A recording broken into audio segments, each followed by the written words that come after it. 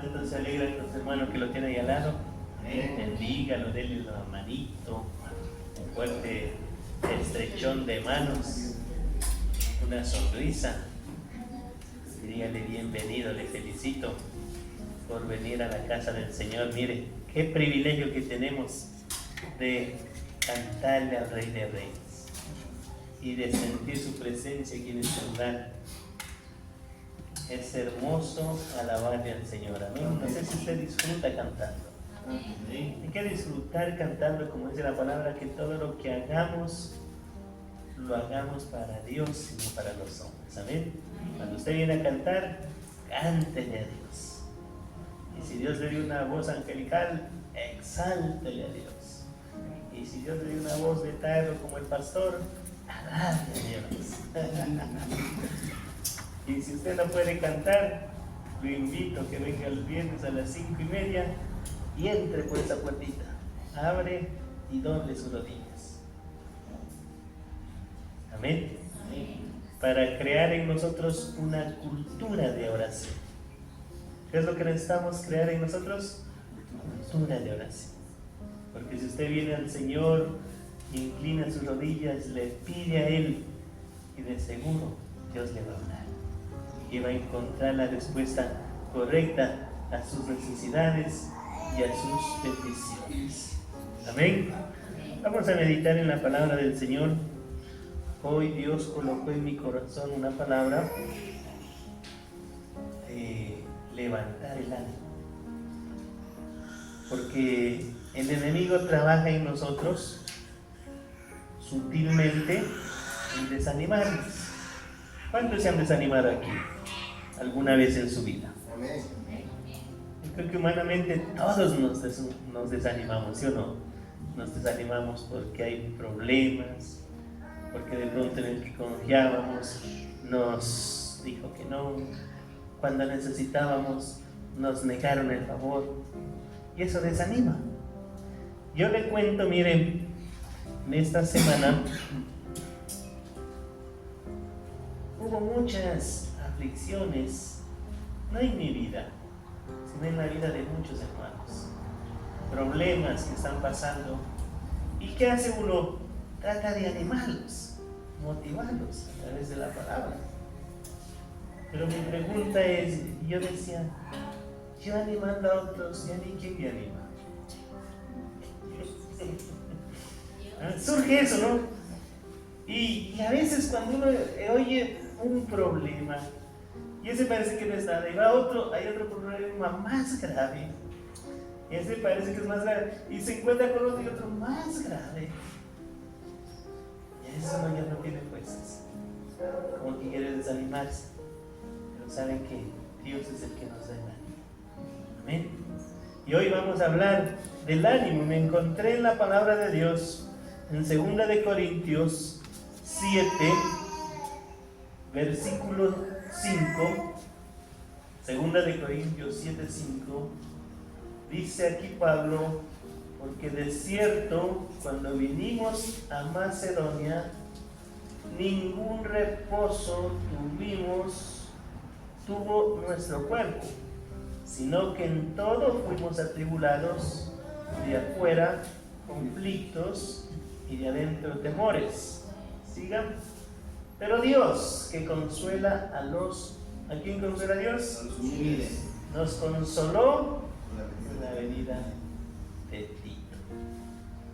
Aquí vemos un problema del apóstol Pablo, problemas ministeriales, problema de iglesia, problemas que... ¿cuál creen que es el problema de un pastor? Póngase en los zapatos del pastor. La iglesia. Pero la iglesia es una bendición, ¿sí? Entonces tenemos que aprender a verla. Pero ¿saben que cuando uno lucha hasta levantar el liderazgo, hasta que haya gente que se comprometa, entonces cuando ya se levanta el liderazgo, uno como que le posa un poquito, no totalmente, sino le posa un poquito, pero cuando no hay líderes, no hay quien, ahí uno se desanima. Aquí hay un problema, miren, y yo en mi versión, en la Nueva Versión Internacional, no sé si la tiene ahí, Pero el versículo anterior, cuando llegamos a Macedonia, nuestro cuerpo no tuvo ningún descanso. Nos vimos acosados por todas partes, conflictos por fuera y temores por dentro. Imagínense cómo se sentía el apóstol Pablo, lleno de conflictos, lleno de problemas.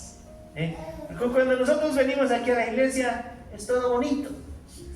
Usted descansa, se relaja, le entrega las cargas al Señor, vive, disfruta, recibe la palabra, se va contento. Pero afuera es los problemas. Por eso él dice, conflictos por afuera. ¿Qué son conflictos? Problemas. ¿Cuántos problemas tiene usted? ¿Tiene algunos o pocos? Y yo le aseguro que cada uno de nosotros tenemos un problema, ¿sí o no? Un conflicto. En algo estamos batallando. Y por eso el Señor me colocó esta palabra hoy para hablar de los conflictos por fuera. Y cuando hay conflictos, entonces nos visitan por dentro los temores.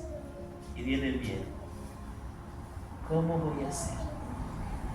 ¿Qué voy a hacer para salir de este conflicto, de este problema que tengo? Y uno comienza, la mente se va allá al futuro, se comienza a sufrir por el mañana. ¿Qué será de mis días? Imagínense, sin ella o sin él, o sin el trabajo, sin el empleo. ¿Qué será de mis días? Y comienza a sufrir, pensando en el día de mañana. Entran los temores, ¿sí o no? El miedo. Y cuando nos gobierna el miedo, entonces ¿quién está actuando ahí? Satanás, ¿no? Porque la palabra de Dios dice que el verdadero amor echa fuera el temor. Entonces, cuando usted se llena del amor de Dios, no debe haber ese miedo adentro. No debe haber ese temor. Y por eso, nosotros, ¿qué tenemos que hacer? Qué triste es cuando empezamos la mañana. Imagínense, ¿a quién le gusta ver las noticias? ¿Si ven noticias o no? En la tarde. Y uno comienza escuchando malas noticias. De desgracias, de robos, de delincuencia, de apagones, de todo. Y esas palabras nos van llenando de temor. Qué triste es cuando una palabra, mire, hay gente que usa palabras para destruir a las personas. En vez de animar, desaniman, ¿sí o no? Pero también pueden usar palabras para animar a otros. Y por eso, mire, mirando esto, los conflictos, los problemas que tenemos, los temores que nos agobian por dentro, hay un consejo para hoy. ¿Sabe cuál es el consejo? El consejo de Dios es que nosotros busquemos una oportunidad. ¿Para qué? Para consolar a otros. ¿Qué quiere ser usted? ¿Consolado o consolado? ¿Quiere ser de los Titos? Cuando estaban en conflictos, problemas, Dios, que es grande en consolar, dice que envió a Tito. Tito llegó, y cuando la gente miró a Tito, la gente se alegró, porque Tito venía de parte del Señor para consolar al pueblo, para ayudar a Pablo. Ahora, mi pregunta es, ¿quieres ser de los que consuelan o de los consolados? No, están aquí. ¿Quieres ser de los Titos? ¿De los que consuelan? Entonces, para ser de aquellos, ¿qué necesitamos? Busquemos la oportunidad para poder consolar a otros. Porque si Dios ya lo tiene para consolar a otros, quiere decir que usted ya va creciendo. Que usted ya ha pasado muchos problemas. ¿Y los problemas qué hacen en nuestra vida? Son oportunidades que nos ayudan a crecer en la fe. Recuerde eso. Cada problema que tenga usted es una oportunidad para poder crecer en fe. ¿Usted quiere tener fe? ¿Cuántos quieren tener fe? De seguro va a venir problemas. Porque la Biblia dice que la prueba de vuestra fe, ¿qué produce? Ya sabe, paciencia. ¿Y la paciencia qué pasa cuando hay paciencia? Cumple la obra completa. ¿Cuál es la obra completa de la paciencia en nosotros? Hacernos perfectos y cabales sin que nos falte cosa alguna. ¿Por qué vienen los conflictos y los problemas? ¿Sabe por qué? Porque nos falta paciencia. ¿Aló? ¿Están aquí? ¿Cuánto paciente es usted? ¿Si tiene paciencia o no? Ahora, si usted quiere que se menoren los problemas, entonces dígale: Señor, quiero el fruto de la paciencia. Y cuando usted es más paciente, menos problemas va a tener. ¿Amén? ¿Fácil o difícil? Difícil, ¿no? Pero con el Señor es fácil. Hebreos 3:13. Mire lo que nos dice Hebreos 3:13. En esa misma versión, vamos a ver qué dice ahí. Hebreos 3:13. Más bien, mientras dure ese hoy, anímense los unos a los otros cada día, para que ninguno de ustedes se endurezca por el engaño del pecado. ¿Qué está diciendo aquí el escritor? ¿Cuál es la orden que nos está dando? Mientras el día permanezca. Este día, ¿cuánto es? 29, ¿no? Y todo el día es día y la noche también es parte del día, ¿sí o no? ¿Qué le parece del 29? Pero mientras dure ese hoy, ¿qué hay que hacer? Busquemos la oportunidad de animarnos los unos a los otros. ¿Lo vamos a hacer? Porque aquí dice: anímense los unos a los otros cada día, para que ninguno de ustedes se endurezca por el engaño del pecado. ¿Sabe que cuando hay pecado, cuando no se confiesa el pecado, cuando no se hace ver el pecado, cuando no se hace ver el error, el pecado ¿qué hace? Endurece el corazón. Amén. ¿Y qué hay que hacer nosotros? Animarnos los unos a los otros. ¿Pero cómo nos vamos a animar? Haciendo ver los errores. Pero hay que saber decir cómo para no dañar. Amén. ¿Sí están conmigo o no están conmigo? Entonces, busquemos la oportunidad para poder alentar a otros. Y yo quiero dejarle hoy un principio en su corazón. ¿Sabe cuál principio le voy a dejar? Es que cada vez que piense algo bueno de alguien, dígalo. ¿Qué vamos a hacer? Cuando usted piensa algo bueno de alguien, no se quede callado. Porque si usted le dice, ¿sabe qué? Usted le puede levantar el ánimo. Amén. Pero si usted se queda callado y dice: mañana le digo, una palabra puede levantar a una persona. Una palabra de ánimo puede levantar el ánimo a una persona. ¿Sí o no? Una palabra propicia que llegue en el momento exacto puede levantar el ánimo de una persona. Porque Satanás lo que quiere vernos es desanimados.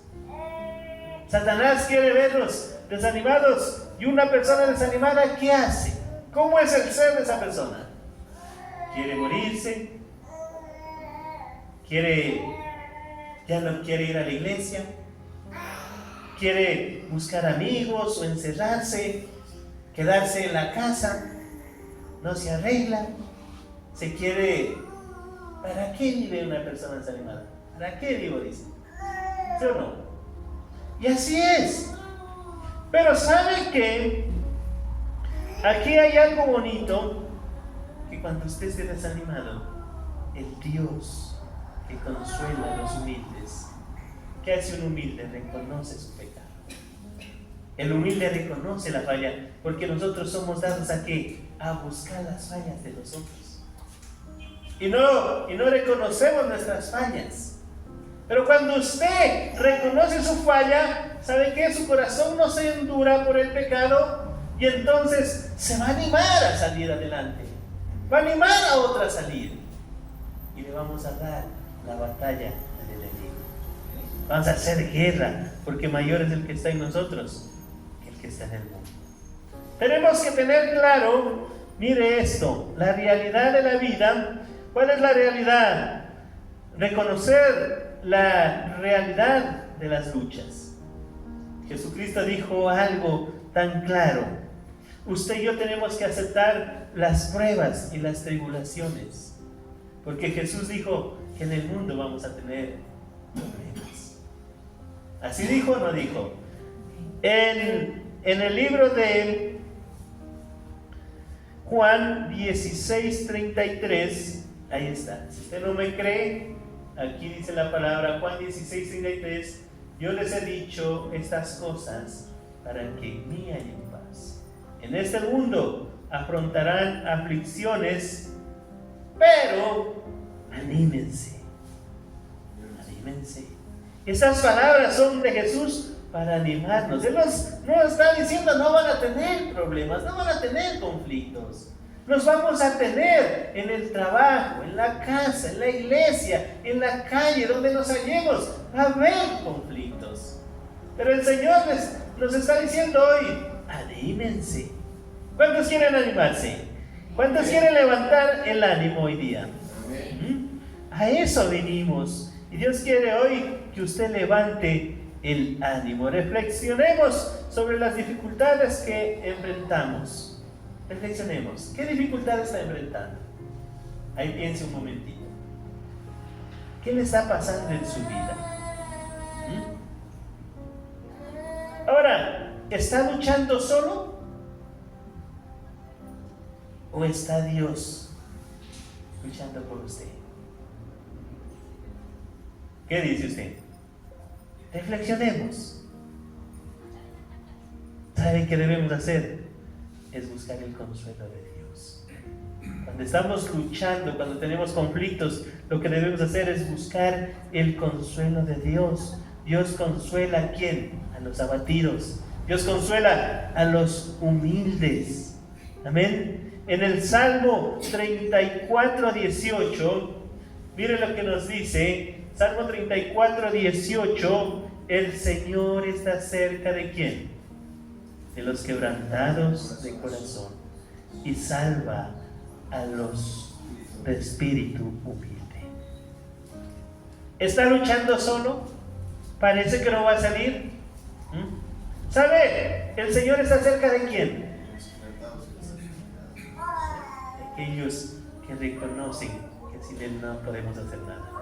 De aquellos que vamos al piso y reconocemos y pedimos ayuda a Dios y le decimos, Señor, ¿sí? Ayúdame. Señor, yo soy un débil y necesito de ti. Y Él salva a los humildes de espíritu. Un humilde de espíritu es aquel que reconoce que sin Dios no es nadie. Cuando usted reconoce que Dios es el Señor de su vida, entonces Dios ¿qué hace? Lo salva. Y Él está cerca de usted. Entonces reflexionemos. ¿Estamos caminando solos? ¿Estamos luchando solos? ¿O usted quiere que Él pelee por usted? ¿Qué quiere hacer? ¿Aló? ¿Están aquí? Parece que no están aquí, ¿eh? Entonces, ahora, en Efesios 4:29, quiero dejarles otro principio. Decíamos que tenemos que tener cuidado de las palabras que tenemos, que decimos a la gente.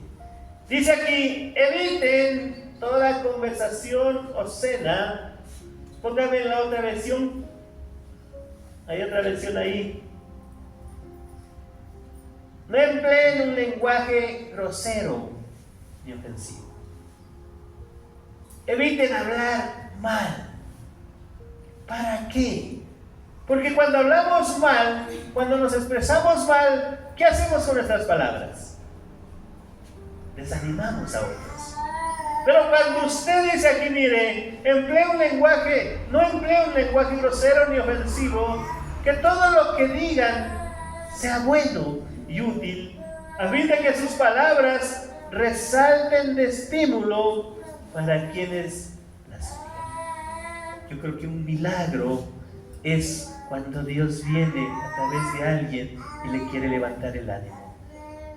Amén. Y le quiere levantar el ánimo. Anímense, mire. Sí, yo quiero dejar el principio hoy. Si no tiene nada bueno que decir, mejor no diga nada. ¿Cuántos se van a aprender ese principio? Si no tiene nada que decir, mejor no diga nada. Pero si usted ve en la persona, el otro principio era, si ve algo bueno en esa persona, dígalo. Ese principio es, si usted no tiene nada bueno que decir, mejor no diga nada. Si sus palabras no edifiquen o no van a edificar, mejor no diga nada, para no desanimar al otro. Si sus palabras no construyen, mejor no diga nada. Amén. Si usted ve que va a causar dolor a la otra persona con lo que le va a decir, mejor no diga nada, porque el Señor está diciendo, no empleen un lenguaje grosero ni ofensivo. ¿Cómo animamos a los otros? Hablando bien. El ser humano a veces es tentado ¿a qué? A decir palabras groseras. Cuando nos lanzan una piedra, el ser humano es tentado a coger dos y lanzar dos. ¿Sí o no? Cuando a usted le alzan la voz, es que yo hablo así. Usted habla así, pero yo no hablo así. Yo hablo calladito, bajito. No se iguale, no lance palabras groseras. ¿Para qué? Para que no ofenda a la otra persona. Porque si usted habla groseramente, entonces ofende y eso le desanima al otro. ¿Sí me hago entender? Usemos palabras que bendicen, porque Dios nos llama a hacer bendición. Para usted levantarle el ánimo a alguien, necesita hablarle bien de bendición. Amén. Necesita usar palabras que edifiquen y que no destruyan. Palabras que alegren la vida a nosotros y no entristezcan. Esas palabras son las que el Señor quiere que usemos. Por eso dice, a fin de que sus palabras resulten de estímulo para quienes los oigan. Yo lo invito, antes de hablar, primero, ¿qué tenemos que hacer? Pensar. Muchas veces nosotros no pensamos. Primero hablamos. Y cuando usted ya lo dijo, lo típico, ¿no? Ya lo dije. Pero ya lo dijo. Y eso que dijo, esa palabra, ofendió a esa persona. Entonces, ¿qué tenemos que hacer? Controlar el lenguaje, controlar al hablar. Eso es lo que tenemos que hacer. Y la palabra de Dios, no recuerdo el texto bíblico, pero dice Santiago que aquel que sabe domar la lengua, ese es varón perfecto. ¿Cuántos saben domar la lengua aquí? Si no saben, vamos a aprender a domar la lengua. ¿Y cómo la domamos? ¿Saben cómo? Conociendo la palabra. Porque muchas veces nos olvidamos de esos textos.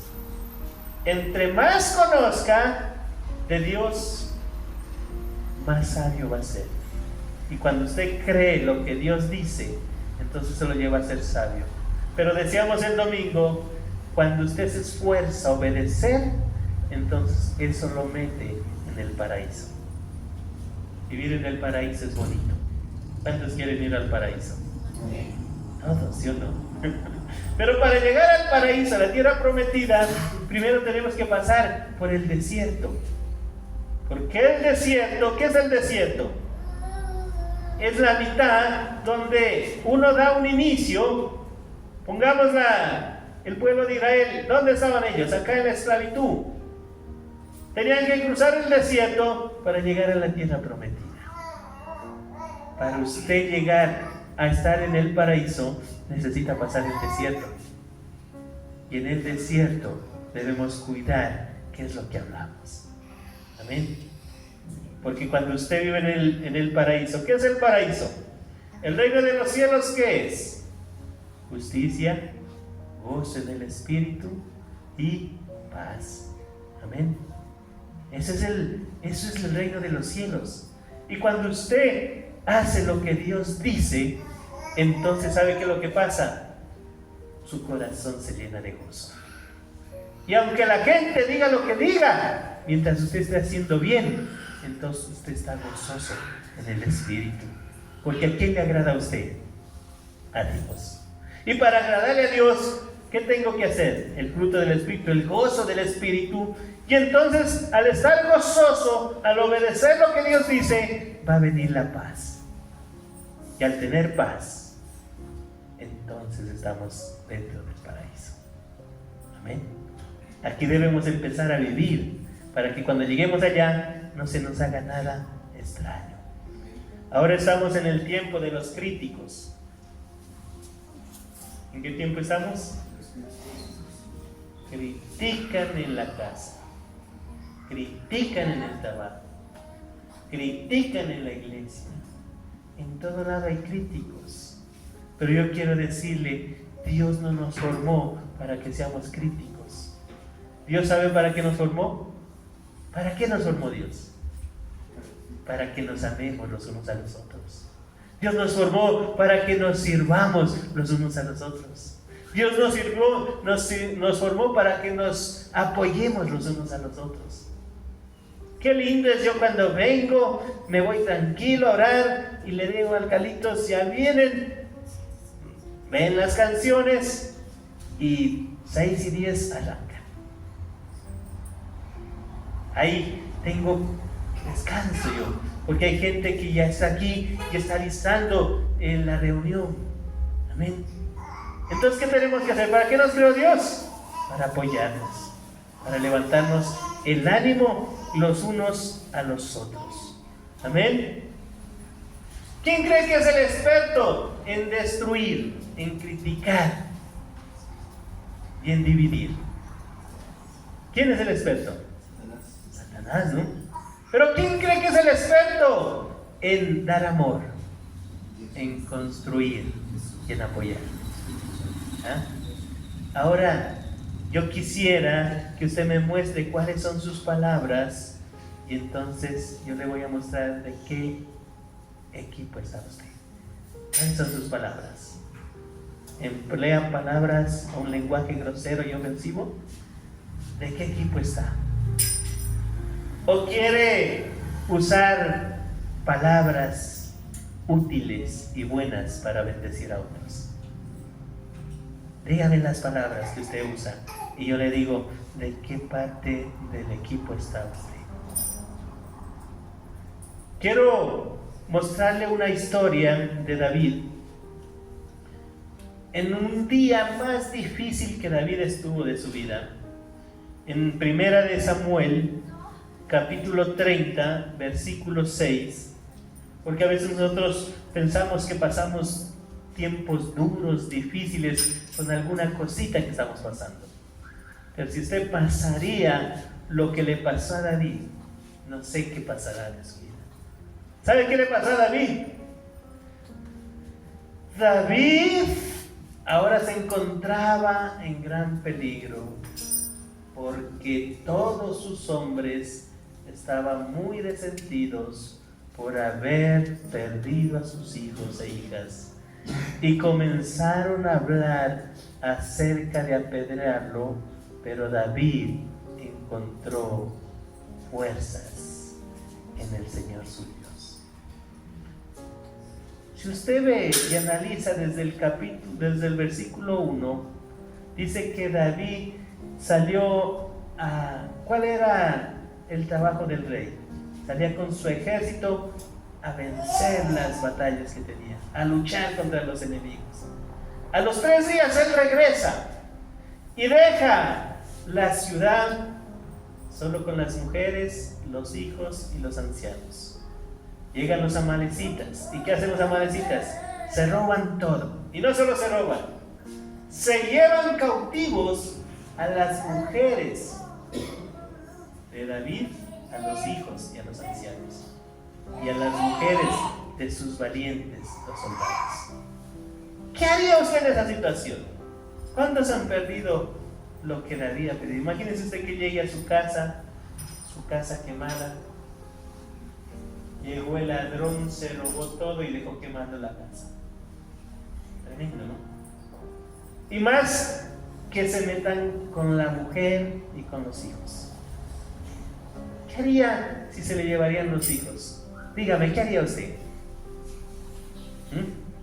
Lo mismo que hizo David. A ver, siguiente versículo. ¿Qué pasó? No, el anterior.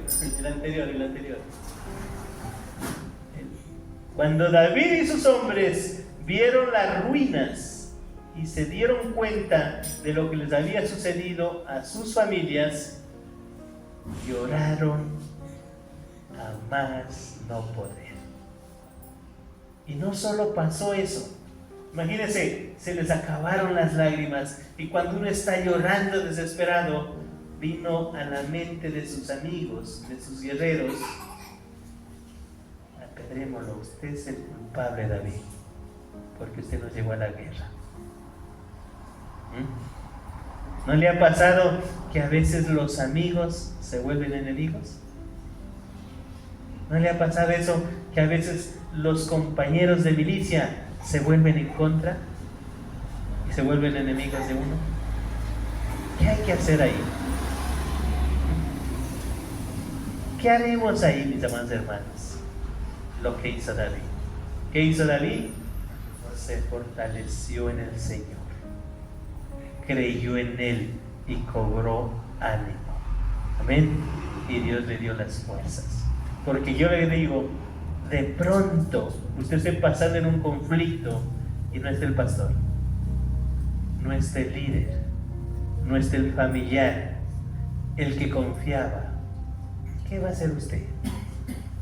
¿Se va a echar a morir? ¿Sabe qué tenemos que hacer? Creer en el poder de Dios, fortalecernos en el Señor. ¿Y cómo nos fortalecemos? ¿Cómo nos fortalecemos? Cuando usted viene a los pies de Cristo, cuando usted suelta las cargas y las coloca sobre Él, ahí se fortalece.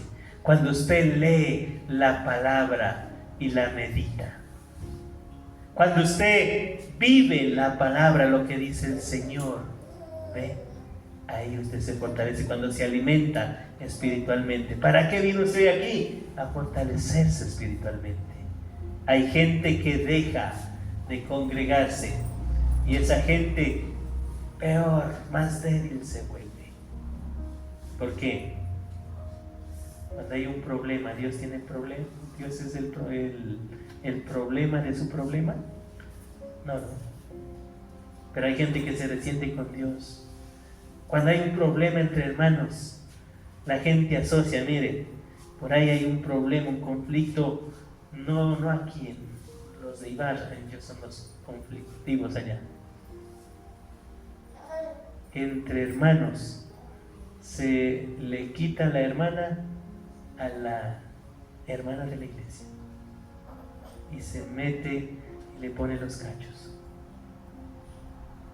La hermana que está nuevita llegando dice: ¿Cómo puede ser eso?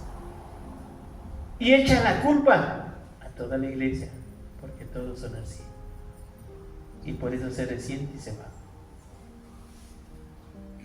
¿Será que es culpable la iglesia por una persona que tomó malas decisiones? Pero cuando hay conflictos, ¿qué hacemos nosotros? Nos resentimos y nos vamos.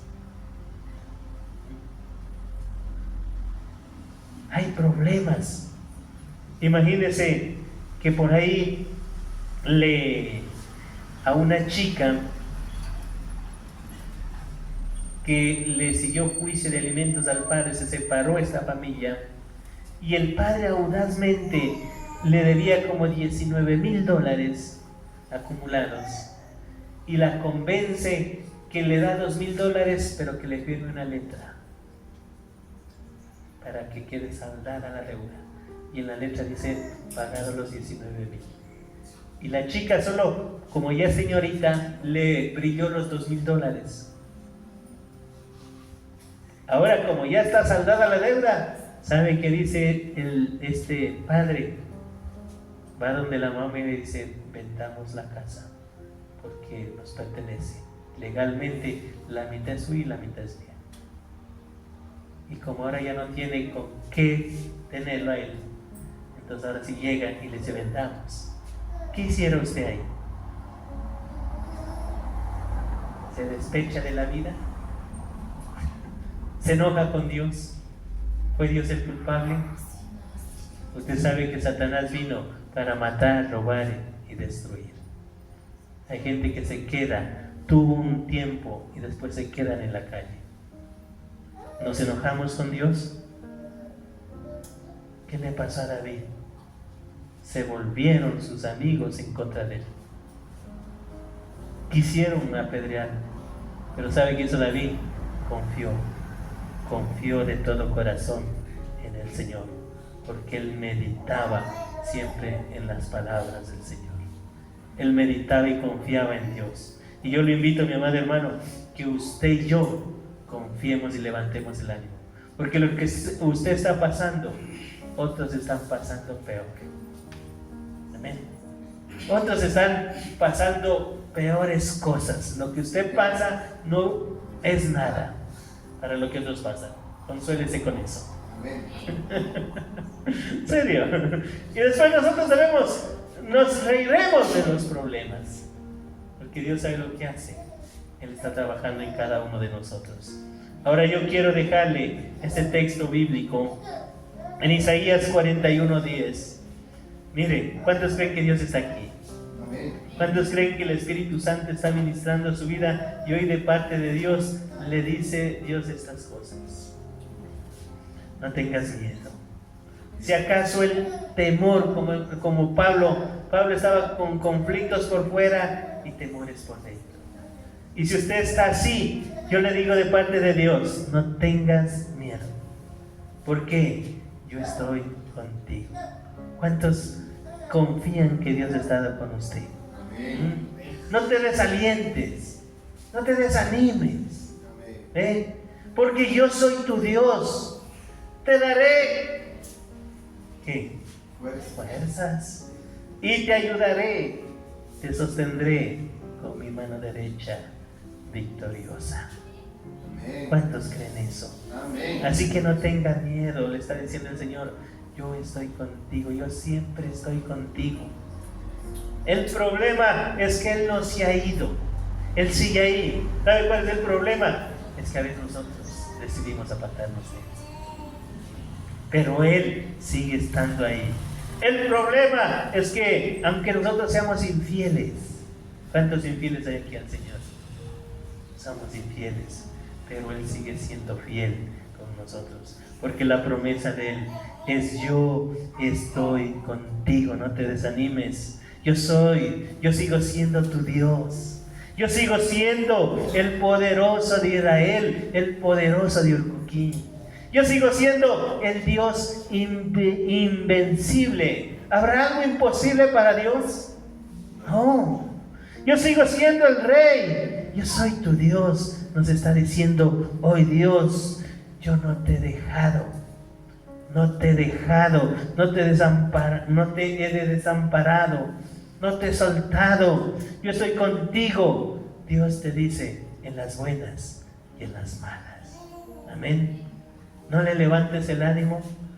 Yo me levanté el ánimo cuando yo, ayudando a otros a levantar el ánimo, y las personas que hacen, en vez de agradecer, se enojan. Y Dios me dice: tranquilo, yo no te dejo. Yo soy el que te doy las fuerzas y te ayudo. Y recibo de parte de Dios, porque cada prédica, cada enseñanza que sale aquí en el altar, primero Dios me enseña a mí. Amén. Las prédicas son para mí. Y cuando yo las vivo, yo vengo y lo que hago es les comparto. Para que usted también reciba de parte de Dios lo que Dios me da a mí. Y Salmo 27:14. Y con este como que terminamos. ¿Cuántos tienen paciencia? Si tienen o no tienen. ¿Cuántos saben esperar? Porque paciencia es saber esperar. Que los conflictos se van a resolver. Que el miedo no albergue su corazón, sino que el amor de Dios se perfeccione en su corazón. Entonces, espera, dice, con paciencia al Señor. A ti elevo mi oración, oh Señor, roca mía, no cierres tus oídos a mi voz, pues si aguardas silencio, mejor sería darme por vencido y morir. Imagínense las oraciones de David. Las oraciones de David eran como un clamor, a veces de desaliento, de reclamo. Pero quiero volvernos a ese versículo anterior. Póngame la otra versión, en la Nueva Versión Internacional. A ver, en esa que dice, ahí, pon tu esperanza en el Señor. Y ahí está. ¿Cuántos quieren cobrar ánimo? No tengo nada para ofrecer. Aleluya. Nada que te pueda sorprender. Solo un corazón quebrantado una y otra vez. Y no hay nada que me enamore más